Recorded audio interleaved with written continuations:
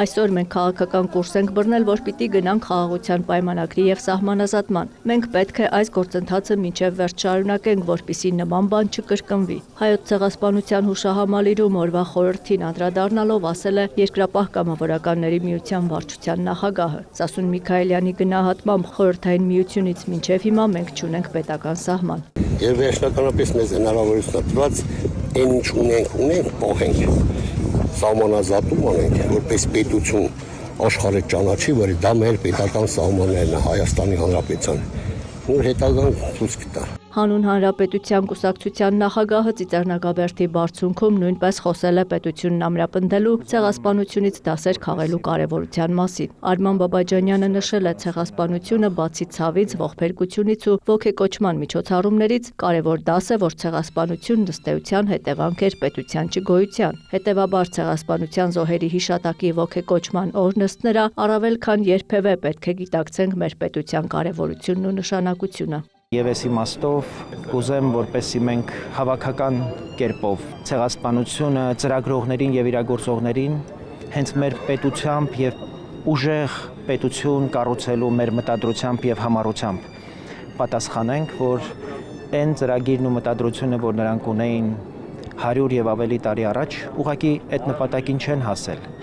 Եվ դրա ապացույցը մենք ենք, մեր պետությունն ու պետականությունը եւ առաջիկա գործընթացներն էլ, ընտրությունն էլ եւ ձեր վկայաբերած իրողություններն էլ հենց տեղավորվում են այդ համատեքստում։ Ամեն ինչ անել, որպեսզի մեր պետությունը լինի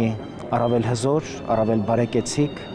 եւ դա կլինի իրականում մեր բոլոր հակառակորդների, մեր բոլոր մրցակիցներին իրական պատասխանը։ Ծիծեռնակաբերդի հուշահամալիրի նորոգման ընթացքում ոմանք գուժում էին, թե իրականում քանդվում են կառույցն ու հիշողությունը եւ ապրիլի 24-ին էլ համալիրը փակ է լինելու այցելուների համար։ Այս պնդումները, որոնք ինչպես ժամանակը ցույց տվեց իրականության հետ ոչ մի կապ չունեին, չեն նվազեցրել այցելուների հոսքը։ Հայոց ցեղասպանության թանգարան ինստիտուտի տնօրենի պաշտոնակատարի դիտարկմամբ մարդկանց հոսքն այնպիսին է, ինչպիսին եղել է նախորդ տարիներին։ Խոսելով թանգարանի մասին Հրաչյա Թաշչյանը նկատել է. իրենց մեծ ֆոնդն անընդհատ է համալրվում նվիրատվությունների կամ գնումների միջոցով։ Վերջիններից է Մինաս Ավետիսյանի կտավներից մեկը շատ հետաքրքիր գործ է,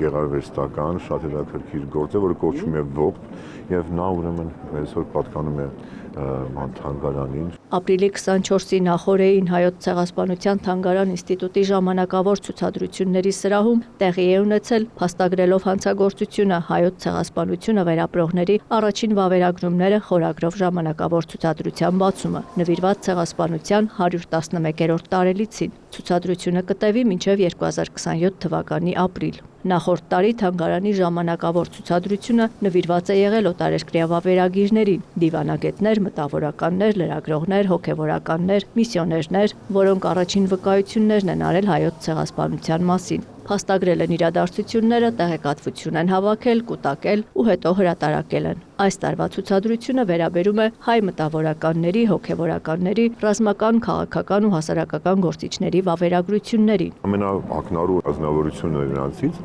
Արամ Անտոնյանն է, ինքը հենց տարագրված է եղել 1915 թվականի ապրիլի 24-ին ձերբակալված հայ մտավորականների շարքում էր Կոստանդնուպոլսի, որ տարագրվել ուրեմն աքսորվել է սիրիական անապատ, հրաշքով կենթանի է մնացել եւ այնտեղ ուրեմն կարողացել է Հալեբ է հետո փախչել եւ այնտեղ գաղտնին սկսել է այդ գործընթացը, որ հայերից հավաքել տեղեկատվություն, թե այդ վերապրած մարդկանցից թե ինչ են տեսել, ինչ տեղեկատվություն ունեն։ Ես հետագայում իհարկե պատերազմից հետո այդ գործընթացն ավելի է դյուրին դարձել նրա համար, նա կոչով դիմել է ողջ հայությանը Հալեբում բնակվող, որ եկեք տրամադրեք այդ տեղեկատվությունը։ Կուտակած այդ տեղեկատվությունը հետագայում նա հրապարակել է Փարիզում, իսկ հիմա ներկայացվում է Հայոց ցեղասպանության թանգարանում։ Հովհաննես Թումանյանի, Զապել Եսայանի, Վահան Թոթովենցի հավաքած տեղեկատվական նյութերը ևս լուսանկարներ, նամակներ, մամուլի հրապարակումներ այսօր տեղ են գտել թանգարանի ժամանակավոր ցուցադրությունում։